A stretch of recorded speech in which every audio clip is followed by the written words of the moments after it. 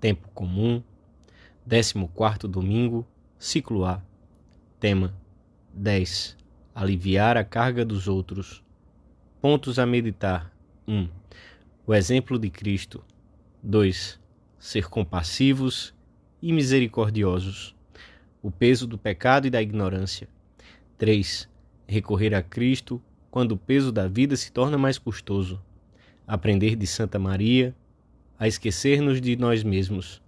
Pelo sinal da Santa Cruz, livrai-nos Deus, nosso Senhor, dos nossos inimigos. Em nome do Pai, do Filho e do Espírito Santo. Amém. Meu Senhor e meu Deus, creio firmemente que estás aqui, que me vês, que me ouves. Adoro-te com profunda reverência. Peço-te perdão dos meus pecados e graça para fazer com fruto este tempo de oração. Minha Mãe Imaculada, São José, meu Pai e Senhor, meu anjo da guarda, intercedei por mim.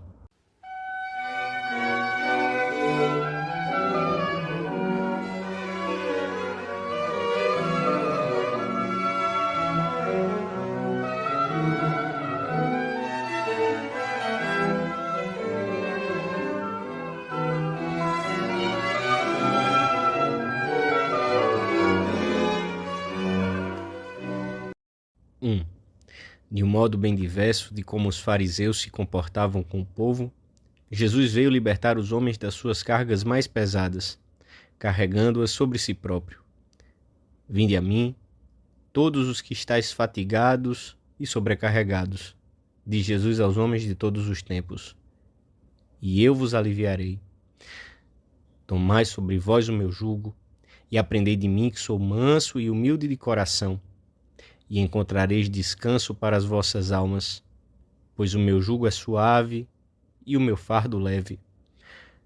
Ao lado de Cristo, todas as fadigas se tornam amáveis. Tudo que poderia ser mais custoso no cumprimento da vontade de Deus se suaviza. O sacrifício, quando se está ao lado de Cristo, não é áspero e duro, mas amável. Ele assumiu as nossas dores e os nossos fardos mais pesados. O Evangelho é uma contínua prova da sua preocupação por todos. Ele deixou-nos, por toda parte, exemplos da sua misericórdia. Escreve São Gregório Magno. Ressuscita os mortos, cura os cegos, os leprosos, os surdos mudos, liberta os endemoniados. Por vezes, nem sequer espera que lhe tragam um doente, mas diz: eu irei e o curarei. Mesmo no momento da sua morte, preocupa-se com os que estão ao seu lado, e ali entrega-se com amor, como propiciação pelos nossos pecados, e não só pelos nossos, mas também pelos de todo o mundo. Devemos imitar o Senhor, não só evitando lançar preocupações desnecessárias sobre os outros, mas ajudando-os a enfrentar as que têm. Sempre que seja possível, assistiremos os outros nas suas tarefas humanas, nos fardos que a própria vida impõe. Quando tiveres terminado o teu trabalho, faz o do teu irmão. Ajudando-o por Cristo com tal delicadeza e naturalidade que nem mesmo o favorecido repare que estás fazendo mais do que em justiça deves. Isto sim é fina virtude de filho de Deus. Nunca deverá parecer-nos excessiva qualquer renúncia, qualquer sacrifício que possamos fazer em benefício dos outros.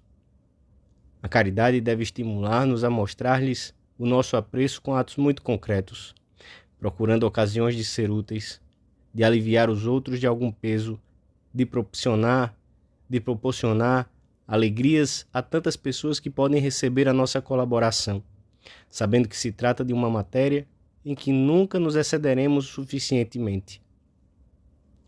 Temos de libertar os outros daquilo que lhes pesa, como Cristo faria se estivesse no nosso lugar.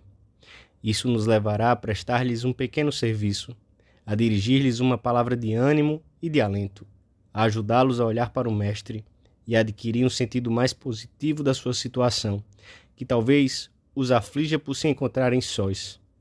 Ao mesmo tempo, Podemos e devemos pensar nesses aspectos em que, muitas vezes, sem termos plena consciência disso, contribuímos para tornar um pouco mais pesada e menos grata a vida dos outros.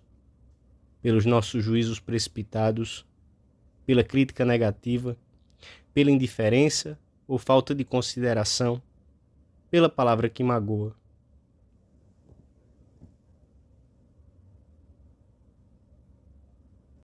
Dois. O amor descobre nos outros a imagem divina, a cuja semelhança todos fomos feitos. Reconhecemos em todos o preço sem medida que foi pago pelo seu resgate, o próprio sangue de Cristo. Quanto mais intensa for em nós a virtude sobrenatural da caridade, maior estima teremos pelo próximo e, consequentemente, crescerá nossa solicitude pelas suas necessidades e penas. Nos que sofrem ou passam por dificuldades, não vemos apenas a pessoa em si, mas também Cristo, que se identificou com todos os homens.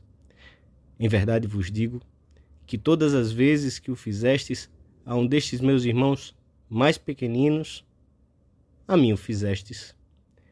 Cristo faz-se presente no mundo pela nossa caridade. Ela atua constantemente em cada época por meio dos membros do seu corpo místico. Por isso, a união vital com Cristo também nos permite dizer: vinde a mim, todos os que estáis fatigados e sobrecarregados, e eu vos aliviarei. A caridade é a realização do reino de Deus no mundo. Para sermos fiéis discípulos do Senhor, temos de pedir-lhe incessantemente que nos dê um coração semelhante ao seu, capaz de compadecer-se de todos os males que pesam sobre a humanidade. A compaixão foi a atitude habitual de Cristo à vista das misérias e limitações dos homens. Tenho compaixão da multidão, diz o Senhor repetidamente em tons diversos ao longo do Evangelho. E essa sua inclinação para a misericórdia há de conservá-la permanentemente diante das misérias acumuladas pelos homens ao longo dos séculos. Se nós nos chamamos discípulos de Cristo, devemos cultivar no nosso coração os mesmos sentimentos misericordiosos do Mestre.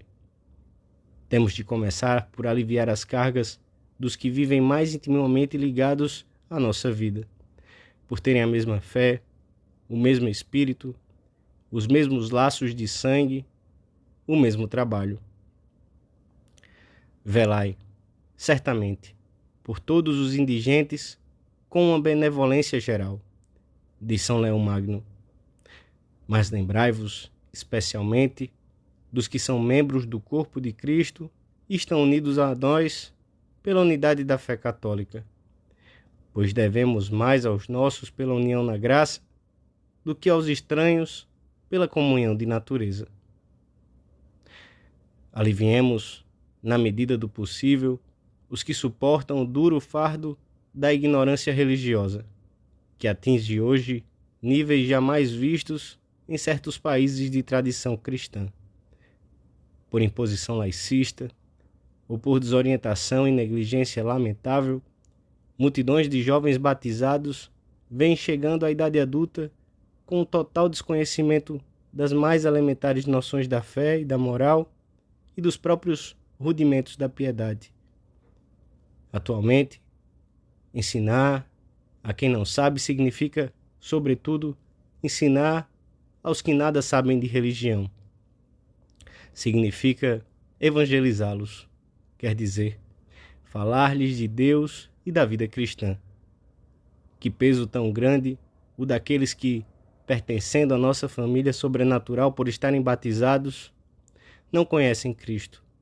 Foram privados na meninice e na juventude da doutrina cristã e estão mergulhados no erro, porque a ignorância é a fonte da maior parte dos erros. Peçamos, enfim, ao Senhor, na nossa oração pessoal, a ajuda da sua graça para sentirmos uma compaixão eficaz por aqueles que sofrem o mal incomensurável de estarem enredados no pecado. Peçamos-lhe a graça de entender que o apostolado da confissão é a maior obra de todas as obras de misericórdia, pois é possibilitar que Deus derrame o seu perdão generosíssimo sobre os que se afastaram da casa paterna. Que enorme fardo retiramos dos ombros de quem estava oprimido pelo pecado e se aproxima da confissão. Que grande alívio!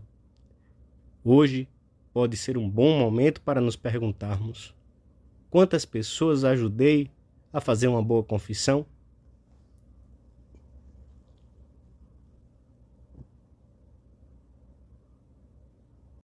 3. Não encontraremos caminho mais seguro para seguirmos o Senhor e para encontrarmos a nossa própria felicidade do que a preocupação sincera por libertar ou aliviar do seu lastro os que caminham cansados e aflitos. Pois Deus dispôs as coisas para que aprendamos a levar as cargas um dos outros. Porque não há ninguém sem defeito, ninguém sem carga, ninguém que se baste a si próprio, nem que seja suficientemente sábio para si. Todos precisamos uns dos outros. A convivência diária requer essas ajudas mútuas, sem as quais dificilmente poderíamos ir para a frente.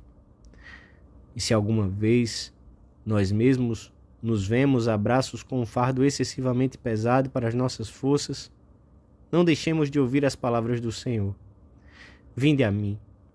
Só Ele restaura as forças, só Ele sacia a sede. Jesus diz agora e sempre: vinde a mim, todos os que estáis cansados e sobrecarregados, e eu vos aliviarei. Efetivamente, Jesus encontra-se numa atitude de convite, de conhecimento e de compaixão por nós, mas ainda de oferecimento, de promessa, de amizade, de bondade, de remédio para os nossos males, de conforto e, sobretudo, de pão, de fonte de energia e de vida. Cristo é o nosso descanso. O segredo é a oração.